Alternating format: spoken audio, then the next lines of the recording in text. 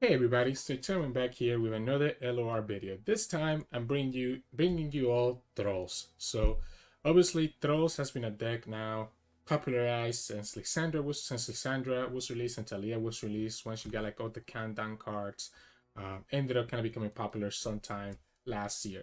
Obviously, one of the best players with this deck is going to be Cameron Hansel, but this version is slightly different than some of the versions that you've seen out there. So very standard how it plays out, right? So the way that you want to win with this deck is hopefully you get the Frozen Thrall on turn one, or at least you're able to have Lysandra in your mulligan so that you can drop down the Thralls and then start advancing them with your cards like Clockwork Curator and Time in a Bottle. And then ideally you want to advance those Frozen Thralls, once or twice before you're able to commit a promise in future, or you're able to do a Talia on them to copy them. Because what happens is, as you obviously bring them down in countdown, you can copy it. The copy from Talia is an exact copy, so it gives the countdown that it had before. So if you get it to like countdown 2, once you copy with Talia, it means that in 2 turns you'll get those Thralls. And then the rest of your cards are really ways to kind of stall the game so that you're able to kind of summon those Thralls. Because the way that you win is going to be by having those big beefy units that the opponent cannot deal with. So some of those cards that we use to stall are going to be Ice Shard, Avalanche, Blighted Ravines. So these two cards especially are very potent in the current meta. Those are the ways that you kind of end up beating the Ahri Kennens or the other decks that try to swarm the board really quickly. In addition to that, you have some draw, you have the freezes from the Three Sisters, or sometimes you're able to do the End Tome or the Fury of the North if you want to kind of push some damage that way. And then you have Talent Cabinet Keeper for the heal. One card here that I run that a lot of people are not running is going to be the Draklon Inquisitor. So I think there's some decks here right now in the meta that are a little bit slow. So the Inquisitor is either going to be a bait into, the opponent has to do something about it. So either they have to vengeance this or deal with it a different way. So it can be a bait into the opponent's removal that is not going to go into your actual Thralls. Or if they don't remove it, it can get you to your win condition quicker. And then we have the clock hand as kind of like a big finisher. So sometimes the games might go a little long. So you might be able to do the clock hand, which can trigger Lysandra into her level up before you even summon the Thralls, and maybe gets you to be able to pull out the Watcher very early. And if you have any Thralls that came in late, like if you got the Frozen Thrall late into the game, you can still drop it down in like turn 7 and do the clock hand on turn 8 to like trigger the countdown in a single turn, because you get 2 of these cards of the instant century with the clock. I do like 2 Rider Negations in this meta because of the Ahri Kennen matchup. So obviously Ahri Kennen has a lot of homecomings, a lot of stuns. So sometimes the Rider Negation ends up being very critical in being able to deny those responses that the opponent might have. Because one of the biggest things that they can do is homecoming your Thrall after you already committed a lot of resources into it. So anyways, hope you enjoy the gameplay. It's ended up being a lot of matches against Ahri Kennen, so I'm going to showcase how that deck does against that and then kind of go from there. So hope you enjoyed, and I'll see you all next time. So in this matchup, we're going to be doing Trolls against Ahri Kennen. The matchup is a little bit interesting because they could have the homecoming, right, to bounce back your Trolls, which is why it's a little bit weird, because you kind of want to be able to not commit too much on your Frozen Troll, because they can always just bounce it back if they need to before the Troll comes out. Now, what we do want to see, we wanted to see our AoE. So I think we need, the way that we win this matchup is to get the Blighted Ravines or the Avalanches. Unfortunately, we don't have either of those. So it's a little bit scary that we don't have any of that stuff. If Lysandra levels up, he's also going to be in a lot of problems. So we can summon Lysandra here. Maybe we do Time in a Bottle. Maybe we try to get one of our AoEs this turn. Because what we can try to do is do the Blighted Ravine on the turn that he does the Kinku Wayfinder. That's usually the way that you kind of get around to them. I don't think it's necessary to attack. If he doesn't want to spend that on the Lysandra, I'm okay with that. Okay, he spent it, it's fine. So again, I think if we're able to level up Lysandra, we can give him a lot of problems. So that's why I was okay not... I actually think that Talia is better. Because again, he can always bounce back the Thralls. Talia allows us to copy it, which means that we have a chance of leveling up Lysandra or activating at least one of the Frozen Thralls sooner rather than later. Okay. Well, now I wish I kept the avalanche. I just didn't realize that the opponent was just not gonna care about anything else that we had. Like, this is so risky by the opponent because we could literally have avalanche here, and he will kill like 4 of his units. He would need to like recall some of the stuff, right? Um, I think we can just do this. I mean, we can do the Timely Tavern Keeper after he attacks. So the reason I want to keep the mana is in case that he does have a Twin Disciplines to try to threaten the Lysandra, we can 3 Sisters and freeze it.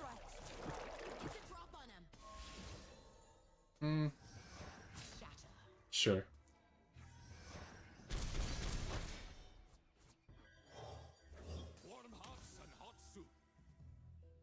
So, again, a little bit worrisome. We don't have a lot of our AoE. Doing our AoE right now is going to be very risky, because then he'll be able to just deny it. He needs to be careful. Like, he cannot get greedy waiting for the Thralls to get to like 1 before he can bounce it, because we do have the Imagine possibilities to be able to come back and do something. The freeze is going to be really good against Lysandra. I mean, sorry, against Ahri. So having this in the field is going to be amazing. If he ever taps out of deny mana, we can try to threaten the Avalanche. So he did have the double recall. So if we had Avalanche last turn, it would have killed the 2 Dancing Droplets. It would have still probably killed the Morn, but it wouldn't have killed the Dancing Droplet. So unfortunately, we're still a little bit off from the Trolls. And now we have the double freeze, so that's not bad. There's always a way out.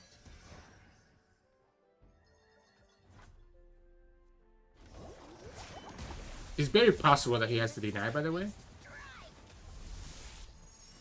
I think I'm still okay using it right here. I think I'm still okay doing this. Force the deny out of him. Here it is.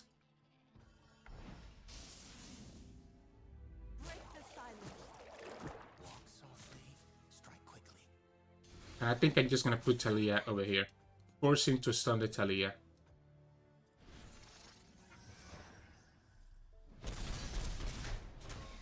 I think what we need to start doing is putting some pressure on him. He can kill the Talia. Is saving Talia actually important? We don't have a way to level up the Talia anytime soon, right? So I think it's more important to just keep ourselves healthy and let Talia, die if she needs to. Because he's gonna just kill her with the Mark of the Storm. We did get rid of the cannon by him doing that. So 1 cannon down.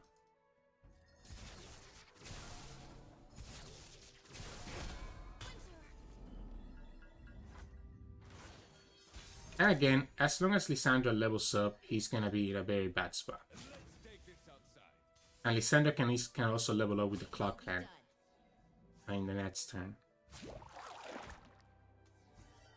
Okay, I mean, if he wants to sacrifice his stuff like this, I'm okay with that as well.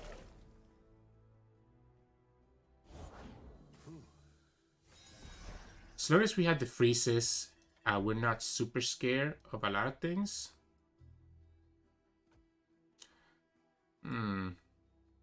I want to see if he taps out of...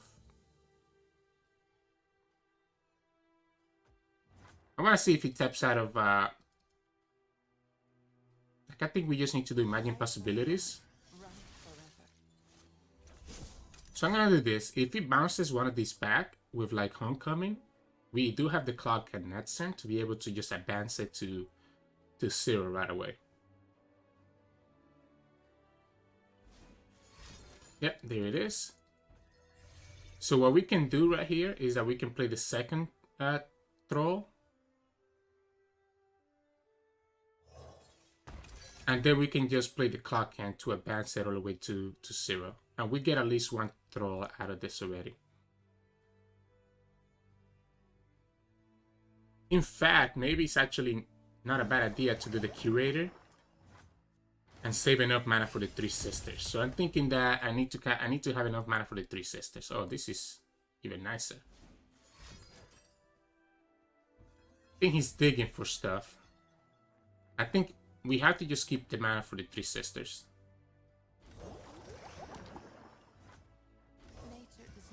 In case that he gets the Ahri. If he does, if this is all he's doing, we can take that and just play the clock hand. So now Lysandra's leveled up, which means that every turn she gets a free Ice Shard, which is going to be a big problem for him. Not only that, but next turn we can also just summon another Thrall and start presenting lethal through the damage of overwhelm damage, plus our units just being really wide.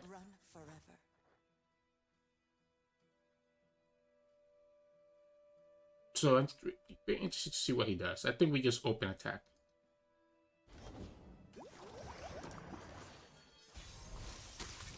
And I don't think he can ever get through triple Three Sisters now, right? So I'm gonna do this. Again, I just want to present as much damage as possible at this point. Make it really awkward. And again, I'm not gonna present my Lysandra. Lysandra, the way that I'm gonna win this is through Lysandra staying alive. Because so he's one health units, I'm not gonna be able to do anything. This is still lethal. This is still lethal. We don't need to pre-commit the Ice Shard because he probably wants to do like a homecoming or something like that. Yeah, and now we can present the Ice Shard. So now he needs to commit something else to stop this Ice Shard. Okay. Is it worth it?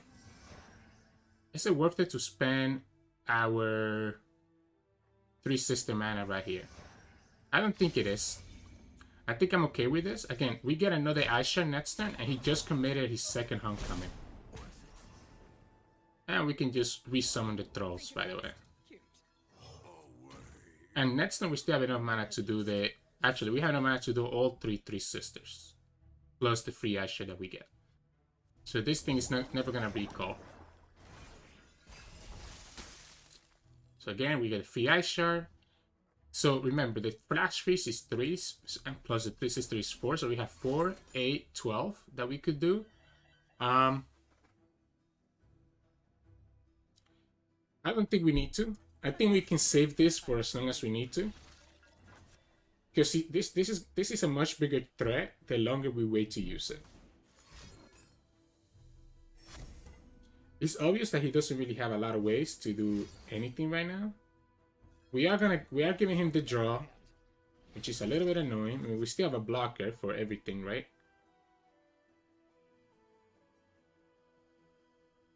He already leveled up Kennen, so he could actually do the Absolver if he needs to. He has the return.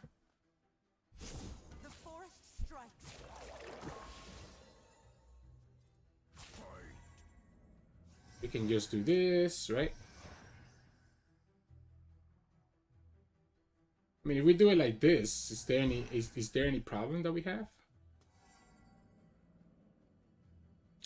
Not to see if there's any punish. I guess the punish is that now our Ice Shards, we can't use them. So we can do the Ice Shard. Let's do the Ice Shard now. Because he stops his recall, and he's going to have to do something to respond to it. And we can always Flash Freeze, which is exactly what we're going to do here, because he just committed this. There we go. Now we just Flash Freeze it, or we can actually just Entomb if we need to. I think I'm fine with the Flash Freeze. Because that way we kill this guy. And he had to deny a 0-cost Ice Shard, by the way. We can just jump for free here. We get another Ice Shard. Let's just summon Talia. She's not gonna level because the landmark doesn't get summoned, but that's another 3-cost attacker that he needs to worry about. And now we have a second Ice Shard, by the way, as a backup. Just in case that he has a way, I'm trying to think if he's actually, yeah. I was trying to debate if he's worth it attacking with Lysandra in that turn. Because at this point, we're trying to finish the game off. But yeah, 3 Sister kind of makes that matchup really difficult for him because he cannot find like the full lethal that he needs. So in this matchup, we're going to do Thralls versus the Fizz Lulu type of decks. I think we should have a good advantage here because we're able to have a lot of AoE. Our concern is going to be... Okay, we ended up getting the Troll anyway. So is it actually smart to do the Thrall Because then if we do the troll turn 1, that means we don't have enough mana for Asher in turn 2. But he's attacking first. So I think we don't need to have Asher mana. Because we can always do Asher on turn 3 to kill the urchin and kill anything else. And he knows that he cannot develop, because if he develops, he's gonna be in trouble. We're free to summon this troll because we can still have enough mana for avalanche or the ice shard. So here he's debating. Okay, if he does the bamboo, great. If he open attacks, we have the ice shard as a backup.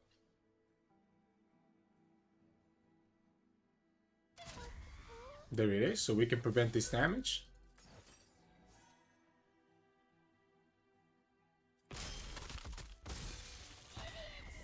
And now we can pass and kind of go from there. I guess the only awkward spot is that now we don't have enough mana to do like time in a bottle and the avalanche at the same time. So I'm trying to see what the best play here is. Oh, wow. I like the time in a bottle first. Alright. What if we just go full on?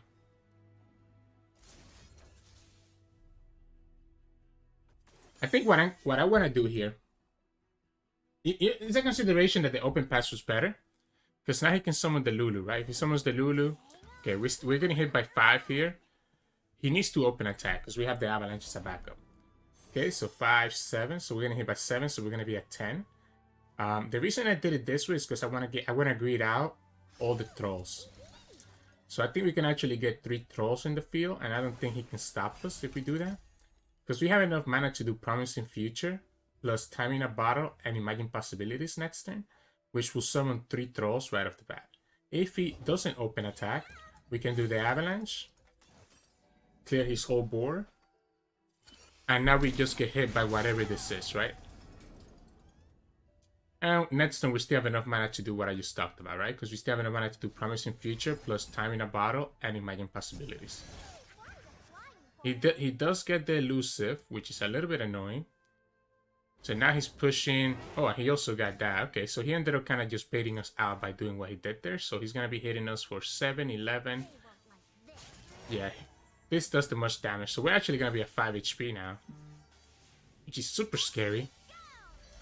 So now we just died to a Get Excited or a Get Excited plus a Mystic Shot or double Get Excited or something like that. I'm going to pretend that I have nothing, so I'm going to pretend that I'm with the Promising Future. If I had the Rabin, I would have opened it with the Rabin, by the way, to give me the 4 health, but unfortunately I didn't have it. Ah, a little bit too late at the Tavern Keeper. So let's see. He needs to have the burn damage to kill us here.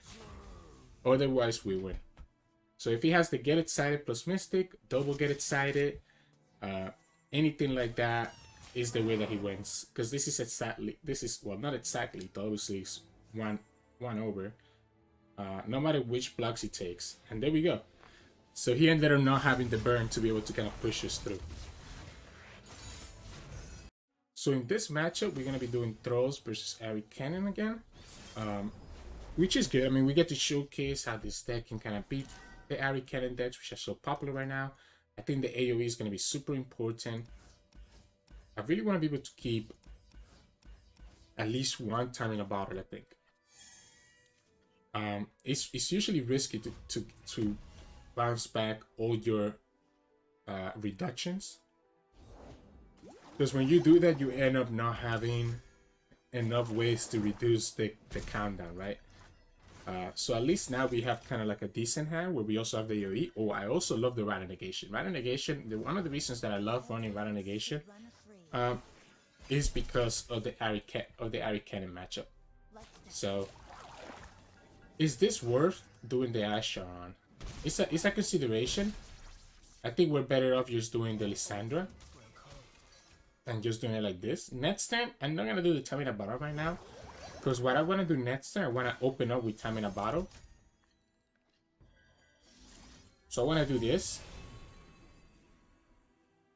I kind of see what he does. And I like the second time in a battle there. Here, if he develops like the Wayfinder, we have the Avalanche to be able to counter it. If he do, we can just pass if he doesn't do anything.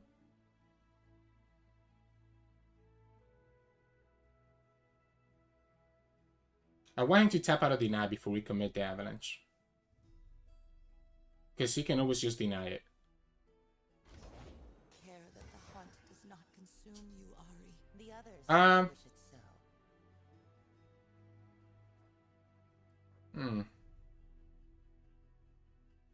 I don't think it's a bad idea to do it right now. I don't hate it. I don't hate the Avalanche. It forces the deny. The only thing that can answer this is deny. Double recall, okay. So the double recall is a little bit scary.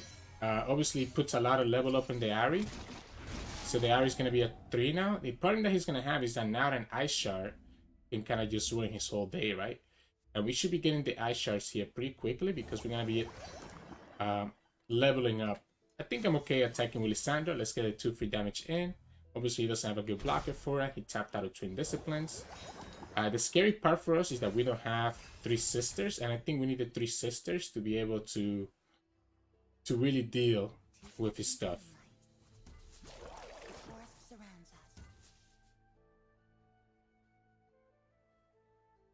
I wonder what he does here. If he develops, we have 3 sisters. Like if he does the Wayfinder, sorry, we have the Ice Shard, not the 3 sisters. And we still have one more turn where we can summon Talia to get the double throw in the field.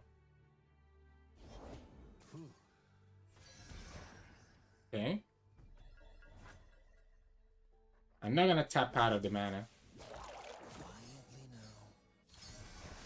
I think I'm okay.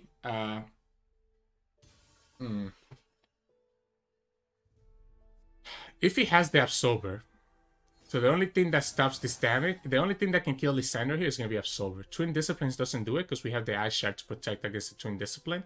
Because if he does Twin Discipline on the area attack, we can do the Ice Shard to stop it, okay? So he ends up doing that. Here we're just going to do this right away before he can bounce this back with like a Homecoming on the next turn. Although he ends up not mattering anyways. But he allows us to at least summon. Well, I guess we'll have the Thralls on our beginning turn. So this is a problem now. So the problem that I'm having here now is that because I took that damage from the Lysandra, it means that he can actually kill Lysandra now by doing double Mark of the Storms on the Lysandra. So if he has like a recall, wow, he doesn't go for the Lysandra. I think it's a mistake. I think he needs to go for the Lysandra because otherwise he's not going to be able to... Okay, and we got the 3 sisters now.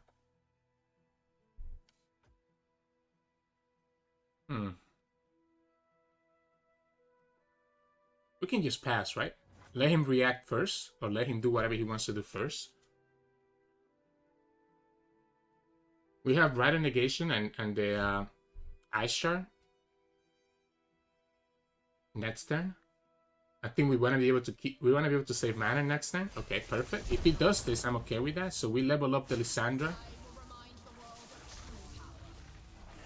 And now we're not scared of the Absolver, right? Because the Absolver is gonna get countered by the 3 sisters. And if he doesn't kill us this turn, he's gonna be in trouble.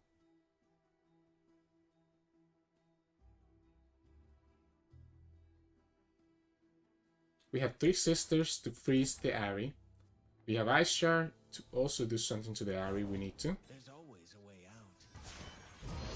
out. Leveling up the Ahri though is a big problem for us. Because she does have elusive, so he has elusive, elusive, elusive. So he could have like, he could still have the Twin Discipline or something like that. We could go for Frozen Tomb. We have the Rider Negation as a backup to be able to protect the Frozen Tomb, right? Because we can do, this is going to be 5 plus 1, which is 6, and this is going to be 4. So we can also Frozen Tomb. So here, I'm going to block the cannon. I want to force him. I want to force him to commit on the Ahri Strike quickly. before we do anything else. The problem is that he does have 8 mana, so he could do Absorber and then do another Absorber on top of it. Want to be in your shoes either. But the double Absorber doesn't get him to lethal, does it? Okay, that gets him there. So here he forces us to commit the Flash Freeze. No, I think it's gonna be the Frozen Tomb. Sorry, yeah. Because the only thing that can stop this is deny, and we can deny his deny. The freeze is not that great because you can rebuff this with an Absolver, and that is my fear if we did that.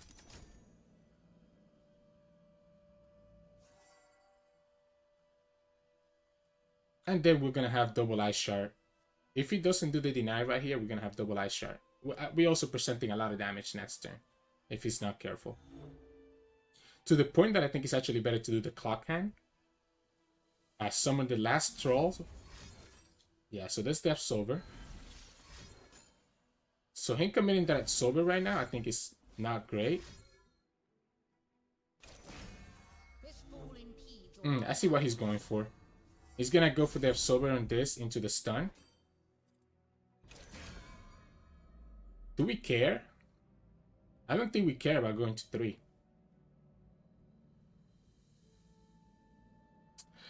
I'm trying to see if going to 3 is a problem.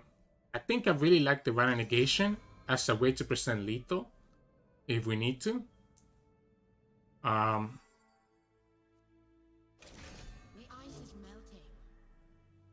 really like the Rana Negation as a way to present lethal. Because we could theoretically stop this to kill his cannon, but then we don't have Rana Negation to stop like a stun or a homecoming or something like that. So I think we don't do it. I think we let it go. I don't think going to 3 is that big of a deal.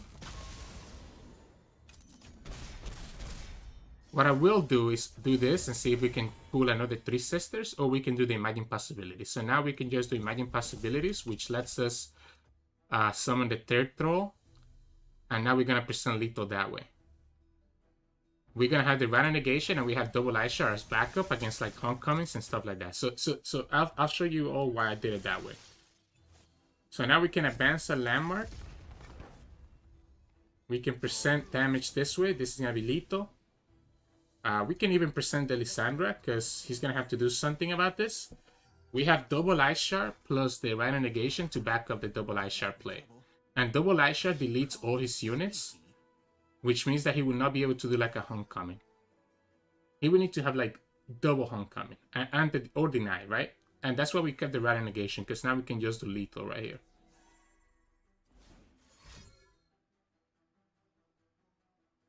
So let's see how he does it.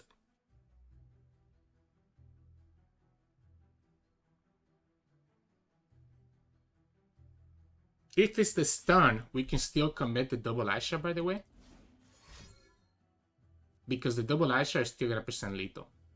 Double Ice Shard plus the 2 Thralls getting in for damage. There's a homecoming. There's a second homecoming.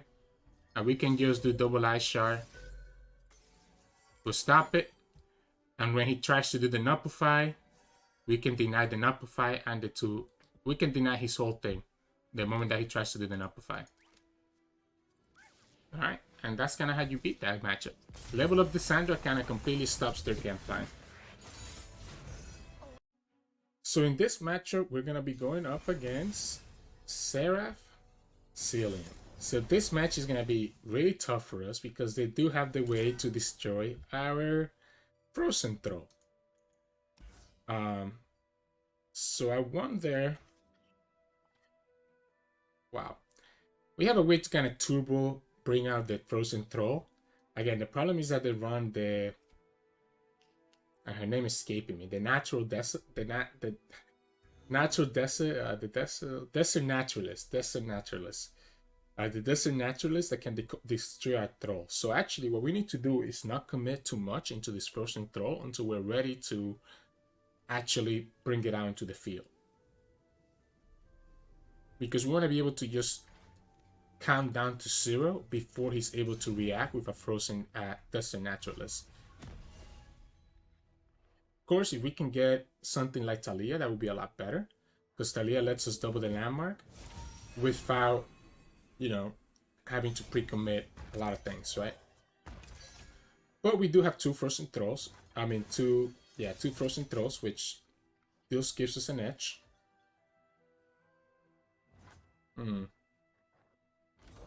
I mean, a bottle is really interesting here. Does he open attack here? Does he ever open? Is it actually better to do the Tyrant Keeper? I don't think it is.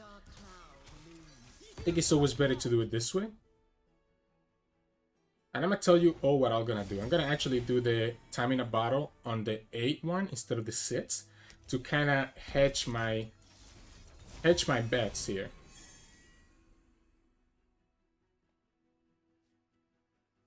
I like the 3 Sisters a lot. I really like the Avalanche a lot. We do have the Ravine though, to be able to stop a lot of things that he might have. Because we're playing Ravine next turn no matter what, right? Maybe we just skip and try to get something better. But I think the 3 Sisters is really important later on, but I'm gonna skip. I'm gonna try to see if I can get something better. Because here what we can do the Frozen, the Blighted Ravine. Stops him from developing almost anything. Oh, that's even better. That's even better. We kind of ended up high rolling the Draklorn Inquisitor. So what happens is that because it's going to be his turn, the Ancient Preparation triggers before the Ravine does, which means that we actually end up killing his whole board. If he cannot deal with the Inquisitor, he's gonna be in trouble here. Oh, we even got the Talia as well. I think it's the Inquisitor because the Inquisitor threatens the double Frozen Thrall. Okay. He can kill Lissandra, but we're gonna get 2 Thralls here. And that's exactly what he's gonna do. And here we can just attack with everything. So we're gonna attack with everything because he's gonna be forced to block. I guess we don't need to attack with everything, right? Because we can still threaten this Frozen Inquisitor to stay on the field. Do we even still need the Inquisitor? The Inquisitor presents something that, like, the Inquisitor threatens a lot, right? It's a nice blocker for a lot of his stuff. It still goes down to 1 anyways. Because what the Inquisitor does is that he needs to kill. Okay, so it's gonna go like that instead. I think what I want to do here, I just want to heal. Have more blockers that I can use. And then we have enough to trigger the next troll if we need to as well. And we also have the the clock hand to do even more than that. Obviously he can kill this troll. Maybe that's why it was better to attack with the Inquisitor.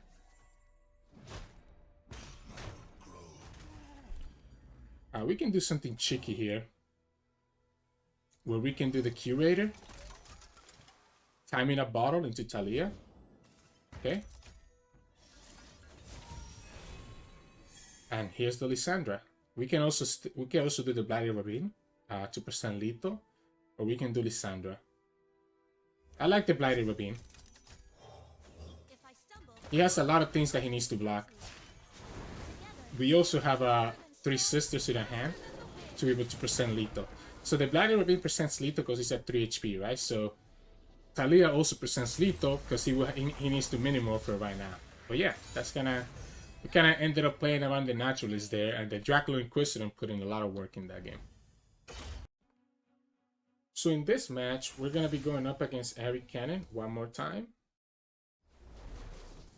And let's see how this match goes. I think this deck has a pretty good win rate versus that deck.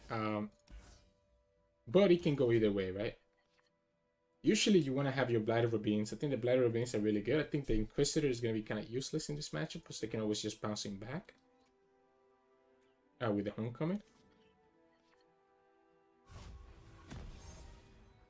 So Double Avalanche is not bad, because I mean, it means that we don't have to play too scared about Deny.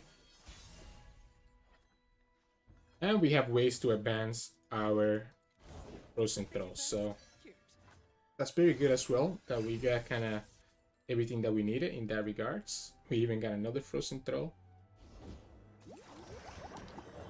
We can do this. I don't care about what he has. Yeah, if he has Ahri, that's okay with me, I think. I wouldn't dare. We can even block this, by the way, and put it into 1 HP. The problem is that it puts us into 1 HP, which means that our Lissandra is going to die to our own Avalanche. And I think Lissandra is way too critical to let her lose, but that is too much damage. I think I need to be able to deal with this. I think it's more important for me to deal with this and save that damage, because now I can always Avalanche the Blade Twirler. I think the Blade Twirler could get really crazy really quick if we're not careful. We have enough mana to do the Curator as well.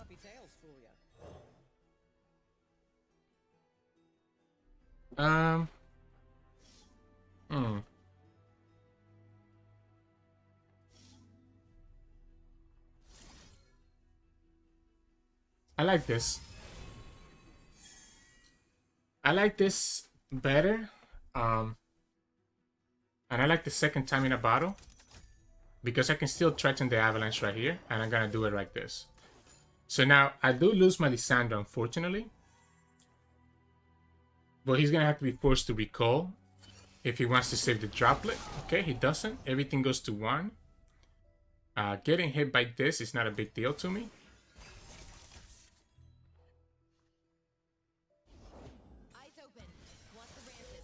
To the second Avalanche, and now we kill Ahri and the rest of his units.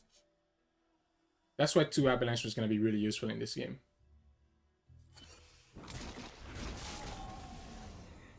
Alright. I think actually I'm going to greed out. So there's 2 things we can do here. We can greed out with the Inquisitor, which is just going to bounce back. But I think he's going to bounce back something anyways. So I think we can just do this. Greed out with the Inquisitor. He's going to homecoming this into the Wayfinder. But if he doesn't do it, then we get this troll for free. Right? Okay, he's not even going to do that. Now he bounces it. I feel like I prefer him doing... Like, if he did it the other way, if he has the homecoming, I think it would have been better. Okay. Like, doing that is not a big deal for me, because I can summon it again. And again, we have the Imagine Possibilities. And we also have all the other... And we also get a 4 free damage. We have all the other ways to count this down. So he's going to have to pre-commit another on this guy. Except that now we also have... 2, 3, 7. So we have enough mana to do this as a blocker. And then we can do the Imagine Possibilities to bring this up to 4 and have the Rattle Negation as a backup. Yeah, there you go. So we can do this. And if he taps out of Homecoming, we can even do the Time in a Bottle into the Frozen Throw.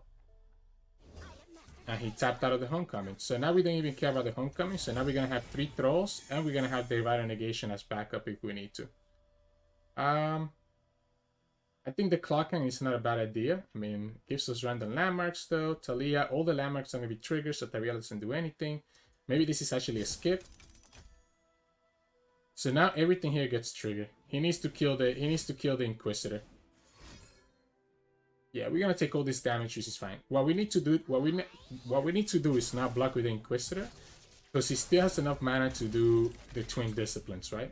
So we're just gonna take all this damage just like that, and we have a Rattle Negation to protect against a Homecoming or a stun. We can attack the Inquisitor because we don't care about him anymore, and now we even have an Avalanche if he tries to develop again. So let's see what he does here. Homecoming doesn't do it. Has to be a stun. It will be done.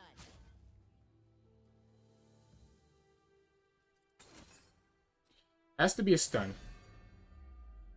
How worried are we about this? I think we're okay presenting lethal, no? I want him to have the second stun. Or if he has to deny, it means that he doesn't have a way to deny. Means he doesn't have a way to deny that avalanche. And that's lethal anyways. There we go. So that's kind of how you end up beating this deck. Even when you do Yordle Sandra. There, just double level your Thralls. They can't do anything about it. Welcome back, everybody. So obviously, as you can see there, I think the deck has a pretty good matchup against Ahri Kennen because you have all the AoE that they can now usually deal with. You just have to be careful, and then you also have the freezes to be able to stop when they go for the big lethal turn, or be able to stop the Ahri completely. So really like the deck, and they don't really have a great way to deal with all the Thralls once you get multiple of them in the field, and you even have a Rattle Negation to kind of back it up if you need to. The problem with this deck is that while it has a good matchup against Ahri Kennen and actually does very well into a lot of control matchups, it does really bad against Scouts. Scouts are really popular right now in the meta. Scouts are able to put way too much pressure that even through your AoE, you're not able to get through them. So just be careful about that when you run this deck, that you might be kind of punting some of your LP against Scouts. But anyways, if you like this gameplay, please make sure to subscribe to my YouTube. I post LOR videos every day, or you can also follow us on Twitch at Twitch Sirturmund if you want to see some of my live gameplay, and sometimes I do stream my tournament gameplay in there as well.